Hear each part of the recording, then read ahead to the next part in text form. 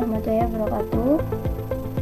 Perkenalkan dulu, saya Kristinda Yowana Putri dari Prodi Ekonomi Bangunan Universitas Atmajaya Madura.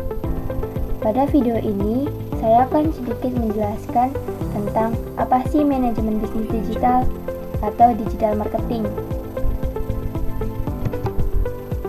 Sadar nggak sih, kita sekarang berada pada era digital yang serba internet, gadget, dan berbagai macam aplikasi yang membantu memudahkan kehidupan kita. Bahkan saat ini kita tergantung pada semua teknologi. Dunia bisnis dan masyarakat, dunia saat ini mengalami perubahan yang sangat dahsyat. Kondisi ini, mau tidak mau, perusahaan bisnis harus melakukan perubahan manajemen bisnis dari konvensional ke digital. Kalau tidak, maka akan tergerus oleh pasar. Sebelum menerapkan strategi, kita juga perlu mengetahui apa itu manajemen bisnis digital terlebih dahulu. Apa sih manajemen digital marketing? Nah, pengertian digital marketing itu sendiri yaitu upaya pemasaran produk dan jasa atau layanan melalui media online atau internet. Dibandingkan dengan metode pemasaran tradisional atau konvensional, metode digital ini lebih diminati karena return of investment atau ROI yang cukup tinggi. Dengan biaya murah, marketing jenis ini memberikan hasil yang memuaskan. Digital marketing merupakan semua jenis kegiatan promosi yang dilakukan dengan perantara media elektronik, yang berarti promosi melalui media televisi dan radio yang telah dilakukan semenjak puluhan tahun lalu adalah bagian dari konsep digital marketing.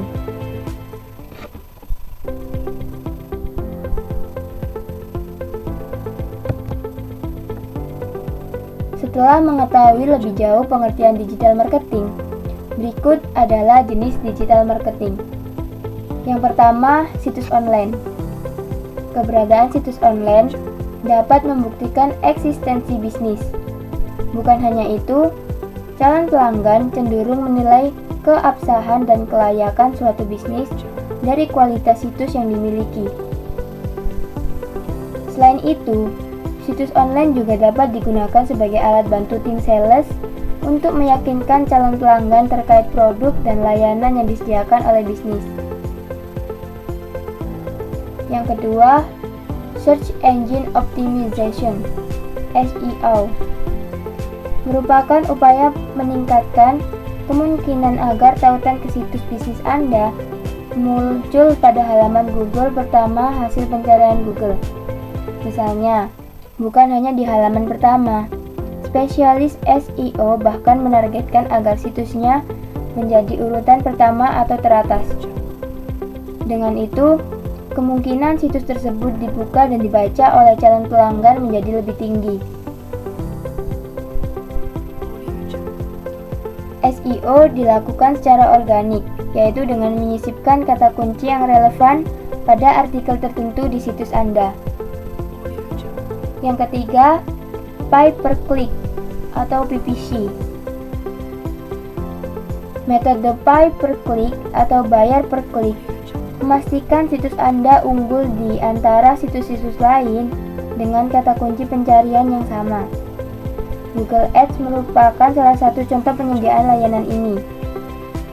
Namun demikian, media sosial seperti Facebook, Twitter, dan Flickr pun saat ini sudah menyediakan PPC sebagai sarana pemasaran bisnis yang dapat dipertimbangkan.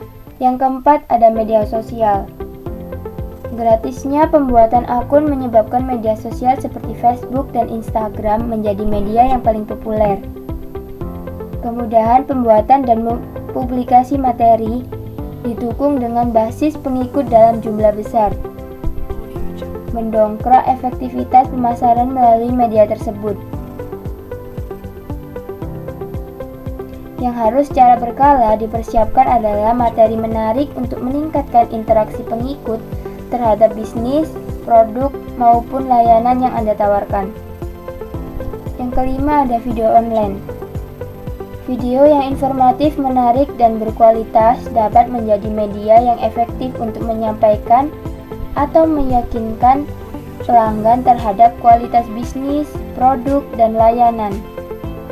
Video dapat ditayangkan melalui situs media sosial maupun platform video online seperti YouTube.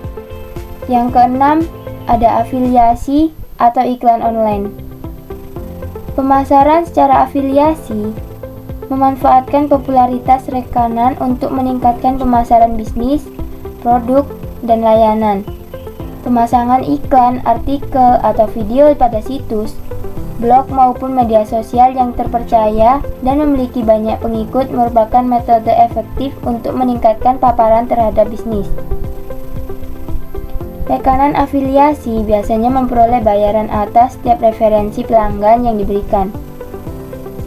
Yang ketujuh, ada pemasaran email, SMS, atau WhatsApp. Meskipun sering diterapkan broadcasting email, SMS, atau WhatsApp, sering dinilai intrusif oleh penerima materi. Apabila sangat mengganggu, penerima bahkan dapat memblokir pengirim atau melakukan otomatis pemindahan kiriman ke spam atau trash. Oleh karena itu, tugas utama pengguna metode ini adalah untuk memastikan bahwa materi yang dikirimkan dinilai bermanfaat oleh penerima. Salah satu cara untuk mengurangi intruksi adalah dengan memberikan opsi berlangganan secara gratis maupun berbayar kepada target penerima materi. Apapun opsi digital marketing yang diterapkan, pebisnis perlu mempertimbangkan berbagai aspek seperti tenaga pemasaran yang dibutuhkan. Berikut adalah manfaat menggunakan digital marketing pada usaha. Yang pertama, jangkauan global.